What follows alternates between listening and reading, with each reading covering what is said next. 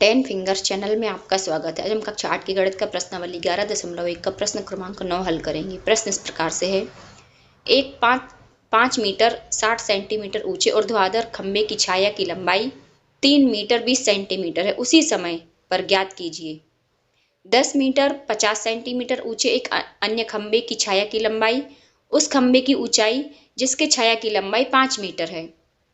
तो देखिए यहाँ पर इतनी लाइन बस दी गई उसी समय पर, अर्थात जब सूर्य की रोशनी छोटे खंभे पर पड़ेगी तो उसकी छाया भी छोटी होगी और उसी समय बड़े खंभे पर पड़ेगी तो उसकी छाया की लंबाई भी बड़ी होगी।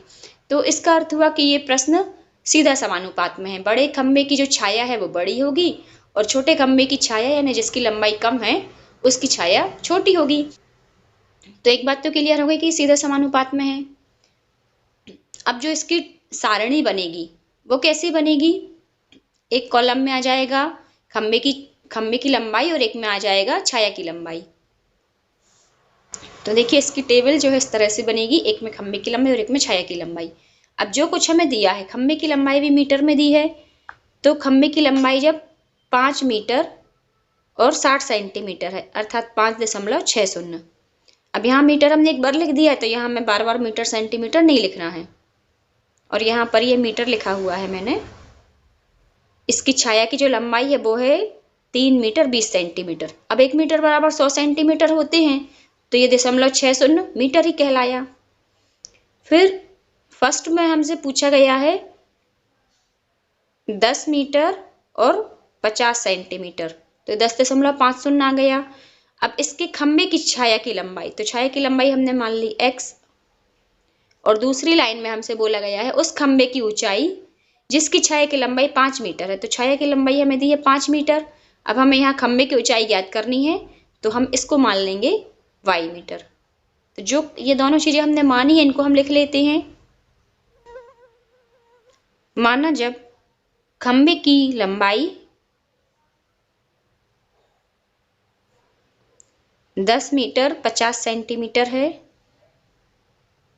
तब छाया की लंबाई बराबर x मीटर होगी तथा जब खंभे की लंबाई, दूसरी बार में तो हमें छाया की लंबाई दी गई है, तथा जब छाया की लंबाई 5 मीटर है तब खंभे की लंबाई y मीटर होगी। ये हमने मान लिया है। अब हम लिखेंगे खंभे की लंबाई तथा छाया की लंबाई सीधा समानुपात में है।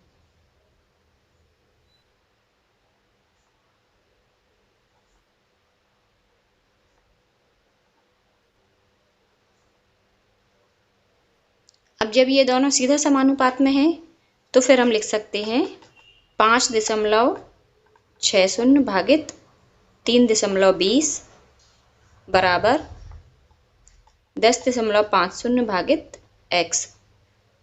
जैसे कि यदि कहीं दिया गया है 10 मीटर और 50 सेंटीमीटर तो इसको हम लिख सकते हैं 10.50 मीटर। क्यों? क्योंकि 1 मीटर बराबर होता है 100 सेंटीमीटर और 100 में 2 शून्य होते हैं तो इसके जो बाद के 2 अंक हैं ये इस तरह से लिखे जाएंगे। अब जब ये हमने बराबर कर दिए सीधा समानुपात में तो हम इसको हल करके x का मान ज्ञात कर लेंगे। 5 गुणा 60 5.60 गुणा x बराबर 10.50 गुणा 3.20 20। तो x बराबर हो जाएगा 10.50 गुणा 3.20 बटे 5.60।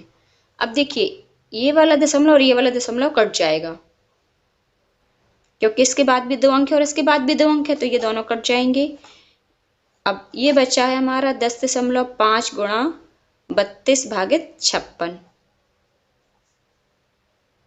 इसको हम डायरेक्ट 8 से ही काट देते हैं। 8 चौको 32, 8 सात 56। तो यहाँ पर हमारा x बराबर हो जाएगा 10.5 गुणा 4 भागित 7।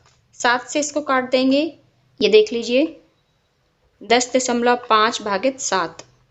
दशमलव का भाग इतना भी कठिन नहीं है तो कहीं कहीं पर आप देख के देखिए बनने लगेगा। 7 एकम 7, 3 शेषफल बचा, यहाँ दशमलव लगाया, यहाँ भी दशमलव लगाया, 5 उतारा, 7 पौना 35। तो ये आ जाएगा हमारा 1.5 और ये आएगा मीटर में, सॉरी 1.5 गुणा 4, तो ये हो जाएगा हमारा 15 चौको 60, 6.0 मीटर, या इसी को हम लिख सकते हैं 6 मीटर। दशमलव के बाद अकेला शून्य है, कोई और अंक होता तो हम उसको लिखते साथ में। तो यहाँ पर हम x की वैल्यू भर देंगे 6।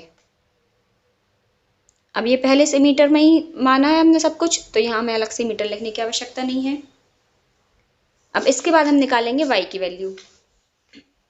तो देखिए जब ये सीधा समानुपात में है तो फिर से हम वही प्रोसेस करेंगे, 5.60 भागित 3.20 बराबर y/5। ये दशमलव से दशमलव हम अभी काट सकते हैं, इसको हम लिख सकते हैं 56/32। ये इस दशमलव से ये वाला दशमलव कट जाएगा और ये हो जाएगा 560/320, और इसी को हम लिख सकते हैं 56/32। अब हम करेंगे तिर्यक गुणा।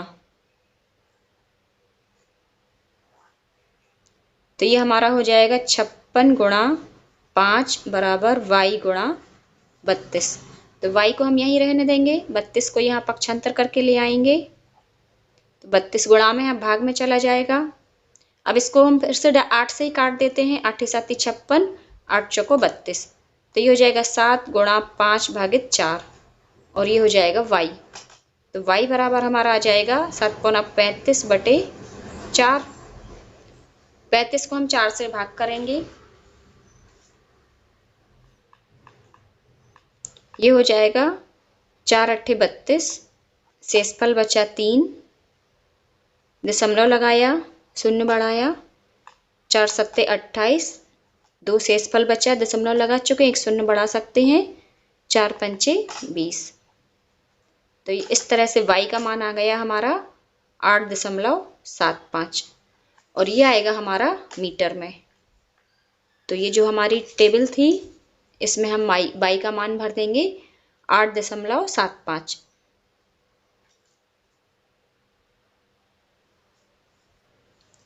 तो उम्मीद करती हूँ ये प्रश्न आपको अच्छी तरह समझ में आ गया होगा। कहीं कोई प्रॉब्लम हो आप मुझे कमेंट्स में पूछ सकते हैं।